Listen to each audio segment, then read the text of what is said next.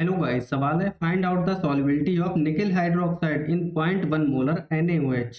0.1 molar NaOH में nickel hydroxide की solubility हमें पता करनी है।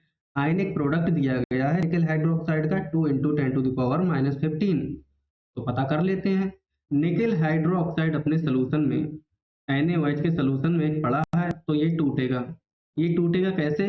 निकेल आयन बनाएगा और साथ में 2 OH है ना, हाइड्रोक्साइड का होल ट्वाइस है ना, तो ये 2 मोल OH आयन बनाएगा। 2 मोल OH आयन बनाएगा। अब देखिए, हम मान लेते हैं इसकी सॉल्युबिलिटी है कुछ S, तो ये S मान ली हमने, तो हाइड्रोक्साइड आयन 2S हो जाएगी इसकी, क्योंकि इसके 2 मोल टूट रहे हैं, इसके 2 मोल बन रहे हैं इस वजह से। अब लिख लेते हैं इसका KSP।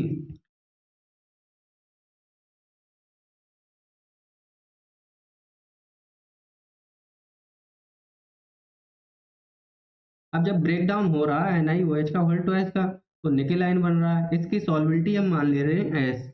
तो हाइड्रोक्साइड आयन है, ये 2 मोल बन रहे हैं, 1 मोल निकेल हाइड्रोक्साइड, तो इसकी सॉल्युबिलिटी हो जाएगी 2S, दुगनी हो जाएगी।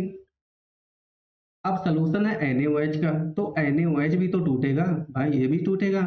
तो NaOH कैसे टूटेगा? देखिए, NaOH है, जब ये ब्रेक डाउन होगा तो ये बनाएगा Na++ का OH माइनस।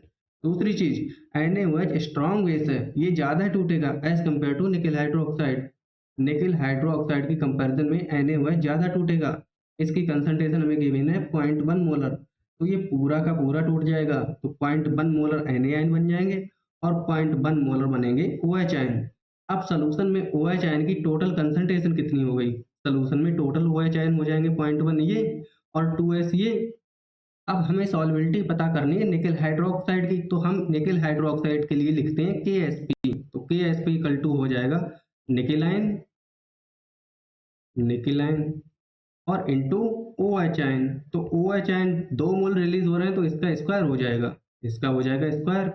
अब निकेल आयन की सॉल्युबिलिटी है S, S हो गई सॉल्युबिलिटी निकेल आयन की, और OH आयन की सॉल्युबिलिटी 2S यहाँ पर है और 0.1 मोलर यहाँ से है, तो टोटल OH आयन की कंसंट्रेशन कितनी हो जाएगी? इसकी सॉल्युबिलिटी टोटल हो जाएगी 0.1 प्लस का 2S, ये हो जाएगी। ये वैल्यू हमें रखनी पड़ेगी यहाँ पर, तो हम यहाँ पर रखते हैं 0.1 प्लस का 2S का होल स्क्वायर, 2S का होल स्क्वायर। अब देखिए, सोडियम हाइड्रोक्साइड स्ट्रॉन्ग है, ये पूरा का पूरा टूट रहा है, तो यहाँ से OH आयन की कंसंट्रेशन बहुत ज़्यादा होगी as compare to nickel hydroxide, क्योंकि निकेल हाइड्रोक्साइड तो बहुत रेयर सा टूटेगा, बहुत कम टूटेगा सोडियम हाइड्रोक्साइड की कंपैरिजन में। तो इसकी हम सॉल्युबिलिटी को नेग्लेक्ट कर सकते हैं, इसको हम नहीं मानेंगे। ये जो S है इसको नेग्लेक्ट कर देंगे, इसे नेग्लेक्ट कर दिया, ठीक।